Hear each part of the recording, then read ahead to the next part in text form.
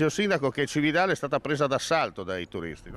Sì, infatti allora tanti auguri, buone festività a tutti. Sì, Cividale veramente ha registrato una grande presenza turistica nell'arco dell'anno, ma anche in occasione delle festività natalizie.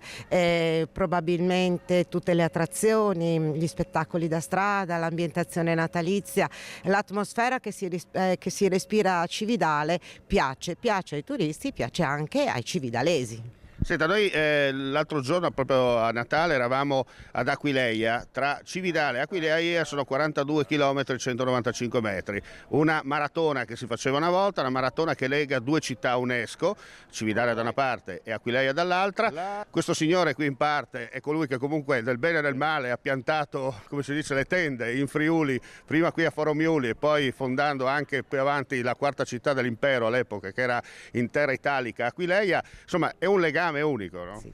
Sì, direi che tra Aquileia e Cividale c'è un grandissimo legame, c'è un grandissimo desiderio di poter appunto creare dei percorsi che partano da Cividale ad Aquileia e viceversa, ma diventano due punti di riferimento per il Friuli Venezia Giulia. I fuochi d'artificio, c'è una ordinanza specifica da parte del comune?